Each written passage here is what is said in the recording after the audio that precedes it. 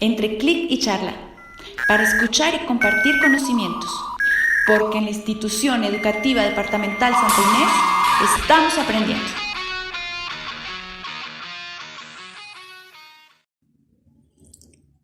En 2021 en las instituciones educativas continuamos en modalidad de educación remota.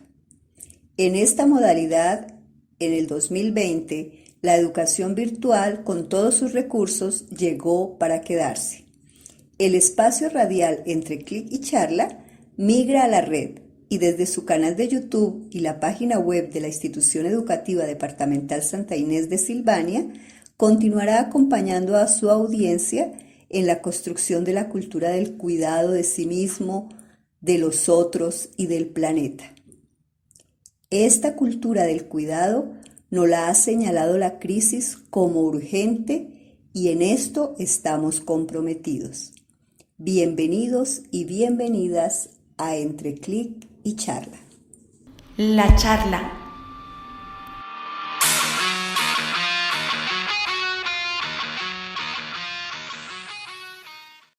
En nuestro programa de hoy charlaremos con la jefe Julia Torres. Ella es enfermera, especialista en gerencia y desarrollo comunitario y especialista en epidemiología. Coordina el programa ampliado de inmunizaciones en el municipio de Nopsa.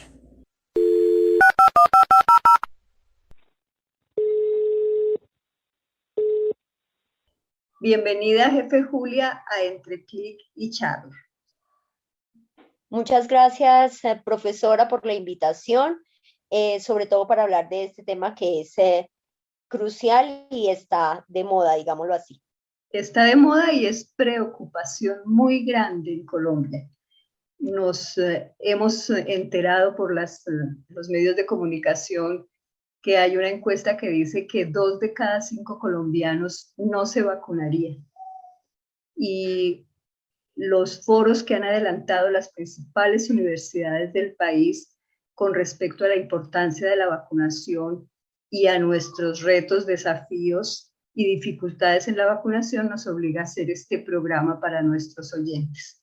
Empecemos ya en materia, jefe Julia. Cuente a nuestros oyentes de manera muy sencilla, como es lo propio de su trabajo, de manera muy clara, qué es una vacuna y qué quiere decir que nos inmuniza, en este caso, contra el COVID-19.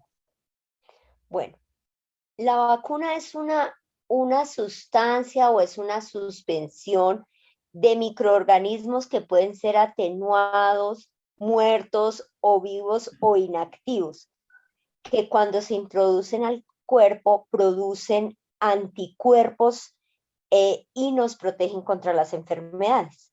Eso quiere decir inmunizar. Inmunizar quiere decir que la persona se hace resistente a esa enfermedad con la que me están vacunando. Pues hoy principalmente queremos hablar de la vacuna contra el COVID-19. Sin embargo, esto aplica para todo el esquema de vacunación que se aplica usualmente a los niños o algunas vacunas que se hacen con adultos. Pero quisiera que específicamente habláramos qué tipos de vacunas existen contra el COVID-19. Yo creo que para poder hablar de este tema uno tiene que contextualizar todas las vacunas para que podamos entender. Las vacunas, existen métodos específicos o existen 3 métodos para formar vacunas, para diseñar las vacunas. Y esos 3 métodos se definen o se distinguen en función de qué clase de virus o bacterias se utilizan o cómo se utilizan esos virus y bacterias. Entonces, por ejemplo, tenemos vacunas en que se utiliza el virus o la bacteria íntegra, ¿sí? Es decir, en el laboratorio, las personas que las producen cogen el virus tal como es y haciéndoles pues cosas en su laboratorio, ponen a ese virus o a esa bacteria la inactiva y de esa forma la aplican al cuerpo humano. ¿Qué vacunas hay así? Por ejemplo, las vacunas antigripales. Ustedes han oído hablar de la influenza. Entonces, esas cogen el virus, lo inactivan y así lo empiezan a producir y nos lo aplican a nosotros. Y nuestro cuerpo produce anticuerpos contra ese virus que me están colocando. Pero también pueden coger el virus y atenuarlo. Es decir, utilizan, lo debilitan a través de mecanismos en el laboratorio, debilitan el virus, es decir, lo atenúan y así no lo aplican. En ese caso está, por ejemplo, la triple viral, el sarampión rubeola, la varicela, son vacunas atenuadas, es decir, virus íntegros pero atenuados. Y hay vacunas basadas en vectores víricos, es decir, cogen un virus que sirve como transporte para un fragmento de la proteína del agente patógeno y ese vector vírico con esa proteína no la inoculan y hace que el cuerpo pues reaccione igual a produzca anticuerpos contra eso que me acaban de aplicar. Eso es cuando yo utilizo el virus o la bacteria íntegramente. Pero hay otro método utilizado para crear vacunas, que es en el que utilizan solamente partes o fragmentos del agente patógeno. Y esa parte o este fragmento que utilizan son los que me generan una respuesta inmunitaria. Estas partes son las unidades antigénicas y están, por ejemplo, son las vacunas como la DPT, la pentavalente, que utilizan solamente esas subunidades antigénicas y nos las inoculan en el cuerpo y producimos anticuerpos contra esas enfermedades. Y hay vacunas que utilizan material genético, es decir, ustedes saben que el material genético como el ADN, el ARN, contiene todas las instrucciones para fabricar proteínas específicas. Ese es el caso, por ejemplo, de algunas vacunas del coronavirus. Por ejemplo, la vacuna Pfizer utiliza ARN mensajero, ¿sí? Es decir, es una molécula que enseña a las células del cuerpo humano a producir una proteína que hace reaccionar al sistema inmune contra el coronavirus. Esa vacuna utiliza material genético. Pues es bien interesante y muy útil para las personas para el ciudadano común, para quienes nos escuchan, saber que existe estos diferentes métodos para crear las vacunas, que los científicos han estado trabajando sobre estos diferentes métodos. Quisiera que nos ayudara, jefe Julia, a contrarrestar cierta información engañosa que a veces circula en las redes sociales con respecto a los peligros de vacunarse. Entonces, sería muy bueno que le hablara a nuestros oyentes de por qué es importante vacunarse y por qué debemos como perder el miedo que a veces en algunas informaciones erradas nos han contagiado de este miedo. ¿Por qué es importante vacunarnos? Bueno, yo creo que para mirar la importancia de vacunarse uno tiene que ver la historia de todo lo que han sido los procesos de enfermedad. Ustedes han visto que hemos tenido pandemias y epidemias como la viruela, que si no es por una vacuna, seguiríamos todavía muriendo por viruela. La viruela ya está erradicada y gracias a que hubo alguien que creó la vacuna contra la viruela, no han muerto más personas con viruela. Las vacunas nos protegen contra muchas enfermedades infecciosas y eso hace que se disminuya la morbilidad y la mortalidad por esas enfermedades. El costo de tener una enfermedad que es prevenible por vacunas es todo lo que se puede ahorrar el gobierno y un sistema de salud en la atención de un paciente que sufre de una enfermedad que es prevenible por vacunas, pues es grande, ¿sí? Por eso es importante vacunarse. Nosotros actualmente tenemos enfermedades, perdón, nosotros actualmente tenemos enfermedades infecciosas que están en proceso de erradicación, como por ejemplo la poliomielitis, y actualmente estamos en el proceso de erradicar el sarampión y la rubeola. Pero ¿cómo lo hacemos o cómo vamos a lograr esa erradicación? Pues vacunándonos. Es la única forma de erradicarlas. Si no se hace la vacunación, ¿qué puede pasar? Pues lo que pasa es que seguimos enfermándonos, seguimos muriéndonos por eso, ¿sí? Ustedes han visto en el tema del coronavirus, ustedes ven que el año pasado nos encerraron por mucho tiempo. Sin embargo, así, la gente ahora, por ejemplo, sigue saliendo, no utilizando el distanciamiento, no utilizando bien el tapabocas, haciendo reuniones sociales, seguimos enfermándonos y pues la vacuna es ahora lo que podemos tener para poder lograr disminuir el contagio de la enfermedad. Ustedes han visto las últimas estadísticas de la enfermedad de coronavirus, la cantidad de muertos que tenemos, no sé en Fusagasugá cuántos muertos lleven, pero en el caso de mi municipio donde yo trabajo, aunque es pequeño, ya llevamos 11 muertos, ¿sí? Municipios cercanos y de cabeceras aquí en Boyacá llevan casi 500 muertos y eso es preocupante. Mientras que si podemos lograr tener inmunizada a la población y disminuir esa mortalidad sería súper importante. Ahora, usted también me preguntaba que cuál es, que por qué la gente a veces no se vacuna. ¿Cuál es el miedo que tiene la gente a vacunarse? Simplemente porque hay noticias mentirosas o propaganda que hace muy grandes las reacciones adversas que tiene una vacuna. Es normal que un medicamento que me introducen a mí en el cuerpo pues me produzca alguna reacción, ¿sí?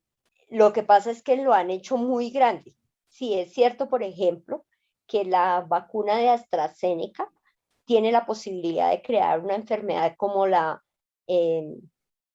trombocitopenia o las trombosis. Sí puede presentarse, pero en los estudios clínicos que se hicieron para poder sacar al comercio la vacuna de AstraZeneca, 1.25 personas por cada millón de dosis aplicadas puede presentar esas enfermedades, que eso es menos del 1%. Entonces, pues es importante que uno sepa que todas las vacunas van a tener reacciones, unas muy graves, otras menos graves, pero hay que estudiar y hay que leer mucho y sobre todo leer en páginas que sean oficiales, Ministerio de Salud, la Organización Mundial de la Salud o de la Organización Panamericana de la Salud. Fiarse menos de las cadenas de WhatsApp es muy importante. El informe nacional que está justamente en estos sitios oficiales nos dice que las muertes en este momento en Colombia son 87.747, que se han recuperado 3.141.549 colombianos, pero sabemos que quedan secuelas después de la enfermedad y eso es muy doloroso. Dice que en este momento tenemos 122.809 casos activos. Entonces, estos datos, que es muy importante tenerlos en cuenta, nos ayudan a ver que es importante vacunarnos para reducir esa cantidad de muertes y esa cantidad de enfermos que aunque se recuperen van a quedar con las secuelas de la enfermedad. Entonces, es muy importante lo que la jefe Julia nos está diciendo sobre qué pasa si no nos vacunamos. Obviamente vamos a estar expuestos a contagiarnos y a contagiar a otros. ¿Quiénes deben vacunarse? Pues actualmente, según las especificaciones de las casas de las vacunas, de los biológicos que estamos trayendo, son mayores de 18 años, pero hay que tener en cuenta las fases del Plan Nacional de Vacunación. Actualmente nos encontramos, según el Ministerio de Salud, nos encontramos en la tercera etapa de la primera fase, que son los mayores de 50 años. Ahí vamos. Vamos con docentes, también actualmente estamos aplicando vacuna a los docentes, por lo que ya empieza la alternancia, en algunos municipios ya hay alternancia. Entonces, muy importante para los oyentes saber cómo se accede a la vacuna, cuáles son los canales de información, a dónde debe acudir para vacunarse. Ya nos estás comentando sobre unas etapas, entonces en este momento son los mayores de 50 años y los docentes que ya entraron pues en fase de vacunación. Pero cuéntanos para los oyentes cómo accede en cualquier lugar del país, cómo se está accediendo a la vacuna, los canales de información y a dónde acudir para poder vacunarse. Bueno, muy importante en los canales de información siempre será el Ministerio de Salud y las Secretarías de Salud a nivel local o departamental. Esos son los canales oficiales de información. ¿Cómo se accede a la vacuna? Pues todos los colombianos debemos estar afiliados a una EPS y esa EPS debe tener sitios de atención con las instituciones prestadoras de servicios de salud. En esa institución donde a usted lo atienden, ahí es donde lo deben vacunar. Sin embargo, en algunas instituciones de salud que no tienen habilitado el servicio de vacunación, contrata con instituciones que tienen habilitado el servicio de vacunación.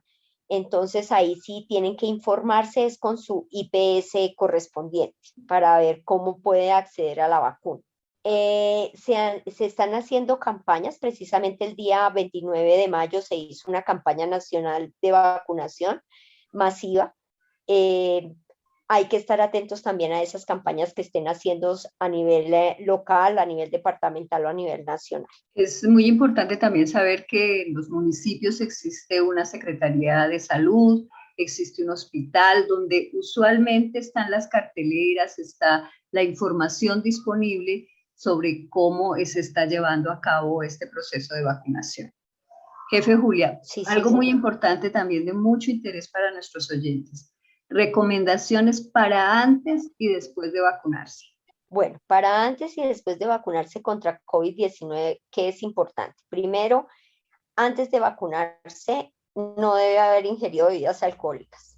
Y después de vacunarse, durar algún tiempo sin beber bebidas alcohólicas. También es muy importante saber las contraindicaciones que tienen las vacunas. Normalmente en las IPS usted debe informarse sobre cuáles son las reacciones que pueden traer, cuáles son las contraindicaciones o cuáles son las reacciones adversas que puede traer la vacunación, y usted debe firmar un consentimiento diciendo que fue informado previamente sobre estas reacciones y firmar. Y ahí sí me gustaría pues adelantarme o complementar preguntas anteriores. ¿Cuáles son las contraindicaciones para aplicarse las vacunas? Existen algunos medicamentos que las personas pueden estar tomando y debe tener como el permiso del médico para aplicarse la vacuna del COVID. Por ejemplo, las personas que toman medicamentos anticoagulantes como se aplican heparina o se toman warfarina. Pacientes que están inmunosuprimidos, en el caso de pacientes que tengan enfermedades como reumatismo o artritis reumatoidea y estén en tratamiento con metrotexate, pacientes con VIH, no es que no se puedan vacunar, sí se pueden vacunar, pero debe tener ciertos cuidados antes y después de la vacunación, ¿sí? Y esos son específicos y el médico se los debe dar.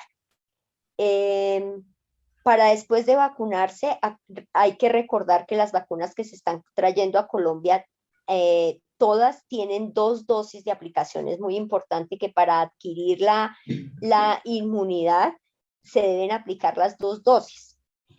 En el caso de la vacuna Pfizer, la primera dosis se aplica hoy y la siguiente en 21 días.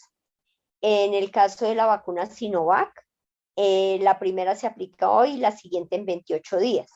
Y en el caso de la AstraZeneca, la vacuna se aplica hoy y la siguiente en 84 días. Algo muy importante, ¿qué pasa si no se aplica la segunda dosis? Pues no queda inmunizado, ¿sí? Entonces la posibilidad de que le dé coronavirus y todas sus complicaciones es mayor. Bueno, también esa inquietud, ¿no? ¿Cuánto tiempo puede estarlo protegiendo la vacuna después de que se aplica su segunda dosis? En algunos casos según los estudios realizados, algunas vacunas protegen hasta por 8 meses.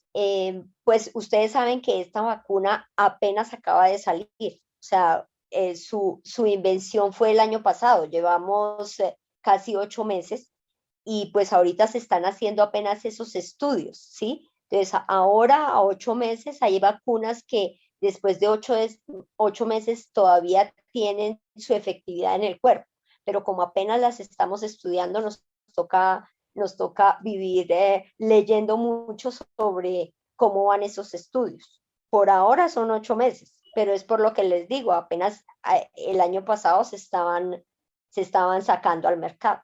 Bueno, dos inquietudes también muy importantes. Primero, ¿el que se contagió y se recuperó debe vacunarse? Sí, señora, después de 90 días del contagio. Y el que se contagió y se recuperó, ¿qué cuidados debe tener? No, pues a los 90 días se puede recibir la vacuna si está en la etapa correspondiente. Hay una cosa que sí quiero que quede como claro dentro de esta entrevista, y es que las vacunas me protegen contra la enfermedad, pero contra las complicaciones si me llega a dar la enfermedad. ¿Mm? Ustedes saben que que los virus son mutantes, es decir, fácilmente cambian y pueden hacerse más fuertes frente a la vacuna. Por eso es importante saber que esta vacuna que sacaron es específica para el SARS-CoV-2 y para un linaje específico, pero estando vacunado me puede dar la enfermedad. Sin embargo, lo que hace la vacuna es que me protege y no hace que la enfermedad me produzca tantas complicaciones o que no llegue a una unidad de cuidado intensivo. Yo creo que si han visto noticias, hay muchas personas que se han enfermado después de la vacuna, pero las protege en el sentido de que las complicaciones no son tan fuertes o la enfermedad no va tan fuerte. Algo muy importante para terminar esta parte de nuestra charla de hoy es el hecho de que nos estemos vacunando hace que podamos cambiar los hábitos de cuidado que venimos aprendiendo desde hace más de un año. Eso tiene que ver con lo que yo les acabo de decir. No, señora. Como la vacuna no me va a proteger, no va a decir a usted no le va a dar la enfermedad. La vacuna me va a proteger contra todas las complicaciones que me puede traer el SARS-CoV-2 si me llega a dar. Por eso es importante que las personas sigan cuidándose con el uso correcto del tapabocas, el cual debe ser tapando boca y nariz, el distanciamiento social que debe ser de 2 metros, mínimo 1.5. Debo continuar con el lavado exhaustivo de manos por lo menos 3 veces por hora. Si no me las lavo con agua y jabón, por lo menos aplicarme gel antibacterial o alcohol. No realizar reuniones sociales. Esas son como las más importantes. Muchas gracias. Creo que ha quedado muy ilustrado nuestra audiencia sobre el tema de las vacunas. No quisiéramos que pudiéramos subir esa estadística tan angustiante, ¿no? De que 2 de cada 5 colombianos no se vacunarían. Nos gustaría mucho que para el caso de nuestro municipio y de la región estuviéramos dispuestos a vacunarnos. Esperemos que se agilice el proceso de vacunación en el país, porque los expertos están diciendo que debe agilizarse para que efectivamente podamos estarnos protegiendo y teniendo mayor posibilidad de recuperarnos también económicamente. Ojalá sean más de 2 de cada 5 habitantes del Sumapaz que se quieran vacunar porque conocen la eficacia, porque conocen el valor y la importancia de hacer la vacunación. Ya regresamos. Nuestro clic de hoy.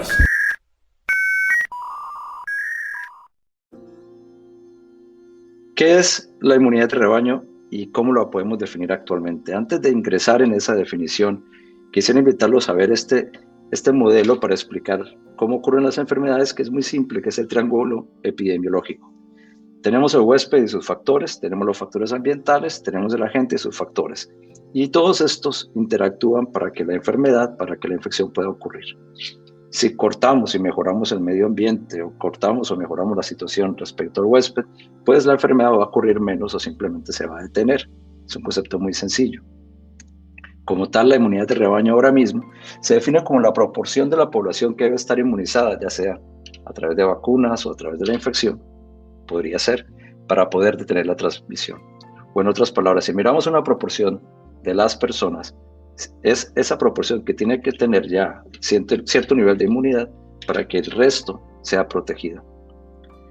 Hay un umbral que se determina que depende de la velocidad del contagio del patógeno.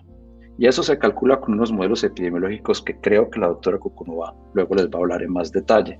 Pero básicamente, entre más rápido, por ejemplo, con el sarampión, que tiene un nivel de contagio, una transmisión más rápida, se requiere un umbral del 95%. Para el COVID-19, desde muy temprano se creyó que era más o menos un 60-70%. En términos del patógeno virulento, del COVID, estamos viendo que cada vez vemos más variantes reportadas en diferentes partes del mundo que parecen ser más transmisibles, quizás más severas. La gente, por otro lado, y esta es una foto de Semana Santa en Santa Marta, la gente está cansada. La gente no quiere más restricciones, la pandemia lleva más de un año, hay mucha fatiga de la pandemia. Y los programas de vacunación van como este caracol, no solamente en Europa, sino en todo el mundo, van todavía no a la velocidad requerida. Y estos factores se han combinado para llevar a ciertos lugares, países, a unos niveles de ocupación de camas de cuidados intensivos y en general de su sistema de salud que está al punto de llevarlos al colapso. O en otras palabras, como lo pongo, el COVID va como flash, a toda velocidad. La gente sigue diciendo no a las máscaras, no a los exámenes, el COVID no existe, están cansados, siguen las aglomeraciones. Ayer vimos en el paro gran cantidad de gente sin protección, mientras que los programas de vacunación en Europa, una gran tortuga, en Latinoamérica, una gran cantidad de pequeñas tortugas que, aunque sean muy bonitas, y no tengo nada en contra de las tortugas ni contra los programas de vacunación en Latinoamérica, sí tenemos que aceptar que no van al paso que debe seguir, porque este virus es demasiado rápido y demasiado agresivo. Entonces, ¿qué soluciones podemos esperar a largo plazo? No voy a hablar de tratamiento, no voy a hablar de medidas no farmacológicas, que realmente yo creo que son los pilares hacia el futuro, las medidas no farmacológicas, pero hablemos de la inmunidad de rebaño para empezar. Desde el principio de la pandemia, muchos países, como decíamos, abogaron por este tipo de medidas, de tratar de buscar la inmunidad de rebaño, ese nivel de 60% para poder solucionar el problema. Y vemos que después de las catástrofes de marzo y abril, cuando se miraron los anticuerpos en Nueva York, en Londres y en ciudades como Estocolmo, no llegaban sino al 20% máximo en Nueva York, 7% en Estocolmo. Los defensores de la inmunidad de rebaño dijeron, pues no todo el mundo desarrolla anticuerpos y además las defensas también dependen de la línea celular, de las células T, que también van a ayudar. Y este no se puede medir, pero así como vamos a llegar pronto a la inmunidad de rebaño. ¿Se acuerdan que decía Anders Tegnell en Suecia que en abril, en mayo o en junio? Quizás la primera ciudad que sí llegó, o se cree que llegó a la inmunidad de rebaño, fue más o menos en julio, cuando se midieron, fue Manaus, en el estado de Amazonas, en Brasil. Y Manaus llegó después de pagar un precio altísimo, donde tuvieron una catástrofe enorme, muchísimas muertes, muchísimas personas enfermas y un colapso de su sistema de salud. Y esto fue lo que se vio: en rojo las hospitalizaciones, en azul muertes excesivas, y luego de que ya creían que la situación estaba resuelta y que eran quizás inmunes por esta inmunidad de rebaño, vemos lo que ocurrió en diciembre y en enero, con una catástrofe aún mayor de lo que había ocurrido anteriormente. ¿Por qué? Varias opciones. Uno, la gente se relajó muchísimo. Todas las medidas se relajaron, quizás confiados porque pensaban que tenían la inmunidad de rebaño. Lo segundo, parece que los anticuerpos o las defensas que desarrollamos contra este virus puede que no duren durante mucho tiempo, sino cuestión de meses. Y lo hemos visto con otros coronavirus que duran meses. Algunos duran 12 meses en promedio, como para el SARS-CoV, el anterior, o para el MERS, Estamos hablando de un año y medio, quizás sea menos. No sabemos, aún no sabemos cuánto duran las defensas. Y lo tercero, que vimos una nueva variante, la P1, que está amenazando ahora mismo a toda Latinoamérica y que está causando estragos en países como Uruguay, Paraguay, que se había manejado muy bien anteriormente durante la pandemia. Lo que concluimos con esta situación tan catastrófica que ocurrió en Manaus es que esa discusión de llegar a la inmunidad de rebaño a través de la infección realmente no es una buena opción. El precio que se tiene que pagar en términos de sacrificios de la gente, de las personas, es enorme. Hay otra forma más segura de llegar a la inmunidad de rebaño y esa es la vacuna. Y ese es el milagro que hemos visto en el 2020, que ha sido que de no tener vacunas contra el COVID-19 en un proceso muy rápido, tenemos ya 13 vacunas que están aprobadas, autorizadas y que están en todas partes del mundo y que ya están llegando, aunque no al mismo nivel, para todos los países. Estas vacunas podrían contribuir a proteger a la población. Como decía el ministro de Salud, esto es en noviembre, escribía, la inmunidad de rebaño se establecería con la vacunación del 60% de la población. Y ya tenemos vacunas, ahora hay que llevarlas, y eso es lo difícil. Porque si miramos ahora mismo cómo estamos, vemos que Colombia lleva el 6% de la población más o menos con una dosis. Y otros países, el que más lleva es Israel, 62% con una dosis también. Así que estamos todavía empezando para llegar a la población para poderlos proteger. Y el virus, recuerden, va a toda velocidad, no nos espera. Además de esto, cuando se le pregunta a la gente si se vacunaría, por ejemplo, en el Reino Unido 2/3 se vacunarían ahora mismo, mientras que en un país como Francia solamente 1/3 se vacunaría. Lo que estamos viendo es que hay mucha desconfianza y una gran falta de voluntad, porque hemos visto muchas teorías de la conspiración, de que Bill Gates, que el microchip, Miguel Bosé protestando, etcétera, en contra de la vacunación, en contra del COVID-19, etcétera. Y esto ha calado en la población y es importante que mejoremos la comunicación y la educación en la población general sobre el beneficio de las vacunas. ¿Qué va a pasar a futuro para culminar? ¿Vamos a alcanzar esa inmunidad de rebaño? Vimos en las noticias hace poco que decía Reino Unido está a días de alcanzar la inmunidad de rebaño y que el 12 de abril llegaría al 73.4% de la población para lograr esa inmunidad de rebaño. ¿Lo logró el Reino Unido? No sabemos, hay que esperar. Hay que esperar a ver cómo se comporta. Ahora mismo han disminuido muchísimo los casos y las muertes en el Reino Unido. Si quieren mirar en una forma sencilla, y esto sirve como una ilustración, simplemente como una indicación, hay una página web que se llama timetohealth.com, donde pueden poner el país y donde miran que según la población que se haya vacunado y la velocidad en que se esté vacunando, calculan, por ejemplo, para Colombia, podría durar casi 2 años antes de llegar a la inmunidad de rebaño. Un país como Suiza, 217 días, Suecia, 164 y Chile, que va muy rápido con la vacunación, serían quizás 88 días. Recuerden, estos son cálculos muy simples y simplemente son para ilustración y para indicación por si quieren ir a mirarlo. Entonces, ¿llegaremos a la inmunidad de rebaño? La respuesta depende de factores múltiples, principalmente del comportamiento, no solamente de la gente, sino también del virus que está mutando y que va a una velocidad rápida en términos de cambios. Y también en la velocidad de la vacunación. Se tiene que aumentar para poder competir con esa velocidad del virus. Si seguimos como estamos ahora mismo, yo creo que no lo vamos a lograr. Y lo que más podría ocurrir es que este virus se haga endémico. Quizás no se va a eliminar de muchas zonas, pero se puede hacer endémico, como otros 4 coronavirus que causan el resfriado común. Vimos cómo hace unos meses Nature, una revista muy importante, hizo una encuesta con 119 investigadores y de estos el 89% están de acuerdo en lo que acabo de decir, que quizás este virus va a ser endémico. Y el 40% piensa, cuando se les pregunta que si se puede eliminar de algunas regiones, piensan que sí. Yo estoy más de acuerdo con el otro 60% que dice que no, o con el 17% que piensa que realmente va a ser muy difícil. Vamos a necesitar programas de evacuación muy rápidas y medidas muy restrictivas para poder llegar a una inmunidad de rebaño rápidamente. Porque es importante recordar que mientras que el virus circule en alguna región del mundo, todos estamos en riesgo. O también lo que está ocurriendo en India puede ocurrir en cualquier parte. Así como lo que inició en Wuhan continúa afectando a todo el mundo. No estamos a salvo, hasta que no podamos proteger a toda la población mundial. Muchas gracias. Regresamos después de este clic muy ilustrativo del doctor Oscar Franco Durán y nos gustaría que la jefe Julia nos hablara para el contexto nuestro colombiano cómo va este tema de la inmunidad de rebaño. La idea de inmunidad de rebaño consiste en que cuando mucha gente es inmune a una enfermedad contagiosa, generalmente a través de vacunarse contra esa enfermedad, es más difícil que esa infección se contagie en el seno de una comunidad. ¿Cuándo se alcanza esa inmunidad de rebaño? Cuando tenemos vacunado el 70% de la población. ¿Qué quiere decir? Que si el 70% de la población está vacunada, estoy protegiendo al otro 30% que no se vacunó.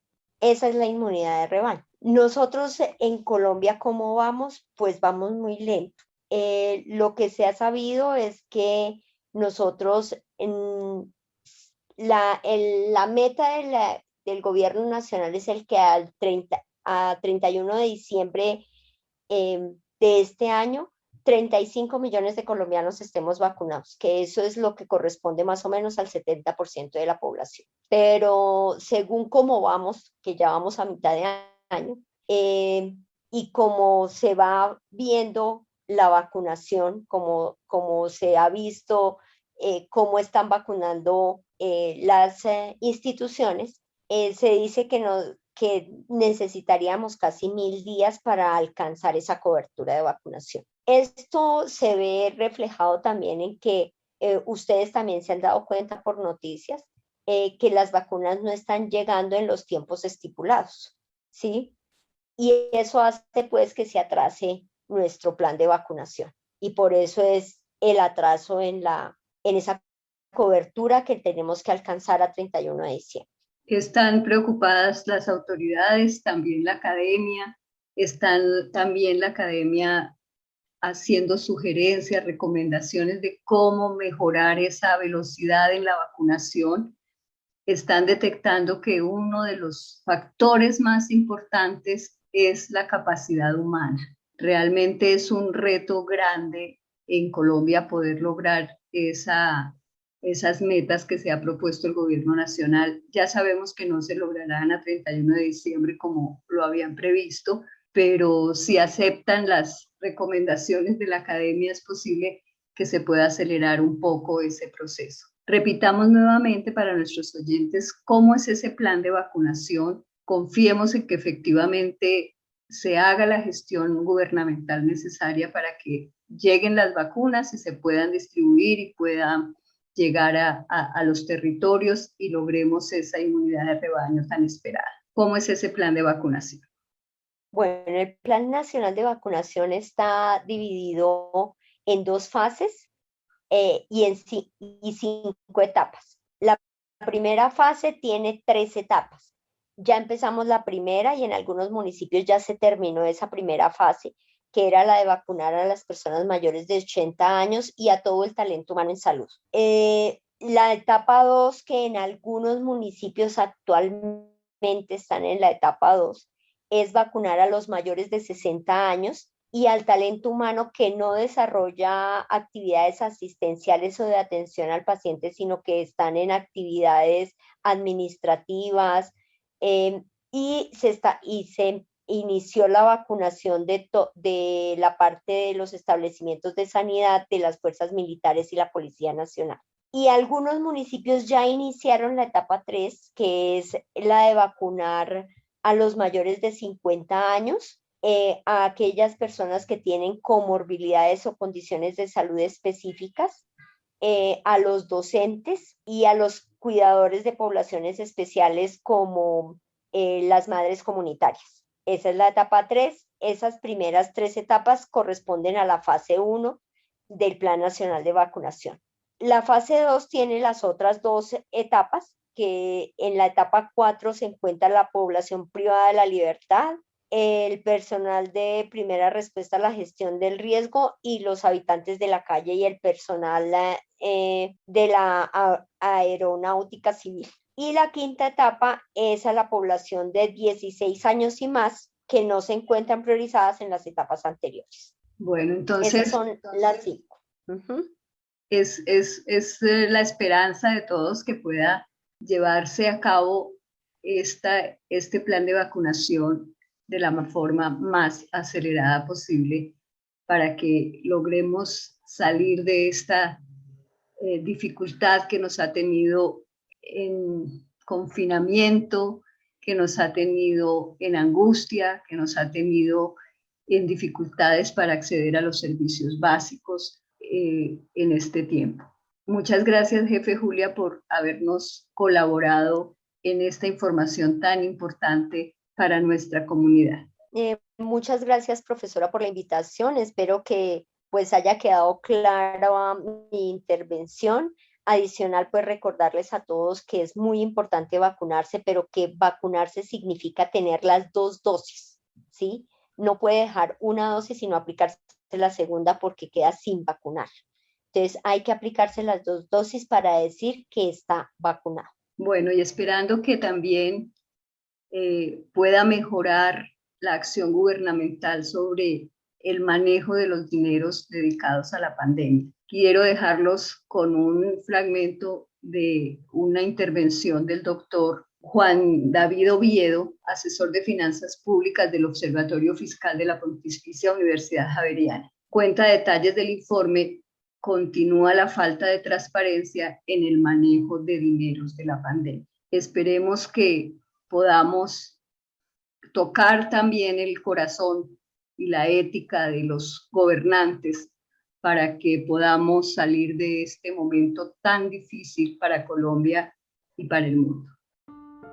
En el pasado mes de marzo, en el Observatorio Fiscal de la Pontificia Universidad Javeriana publicamos una investigación en la cual documentamos cómo ha sido la transparencia de los recursos públicos empleados para atender la emergencia después de un año de la declaración del estado de emergencia. La conclusión principal de nuestro informe es que a la fecha no es posible identificar el recurso específico peso por peso de los billonarios recursos empleados por el Gobierno Nacional en la atención de la emergencia.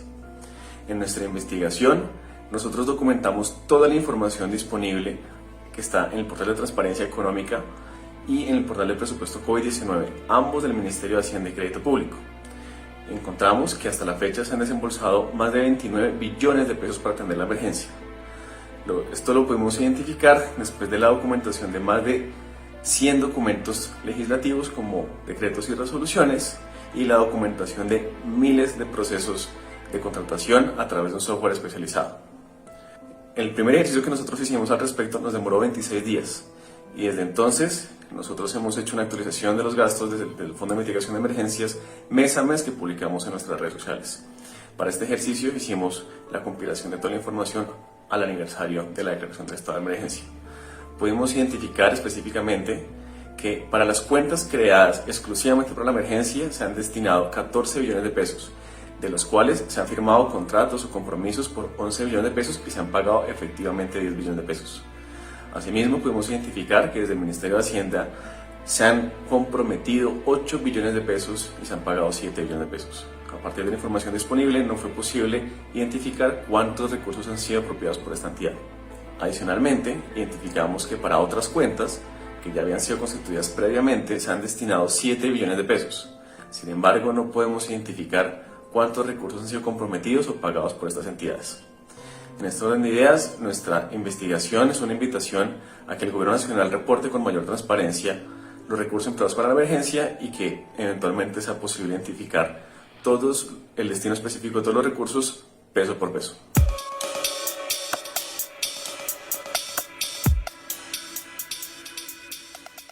Hemos traído al programa radial Entre Clic y Charla a quienes saben de vacunación. Recomendamos a nuestros oyentes hacer clic en páginas oficiales y confiables, tales como las páginas del Ministerio y la Organización Mundial de la Salud y las páginas de las universidades. En esas fuentes pueden enterarse sobre la vacunación y acudir confiadamente a recibir sus 2 dosis y a seguir con las medidas de bioseguridad, porque el virus aún no se ha ido.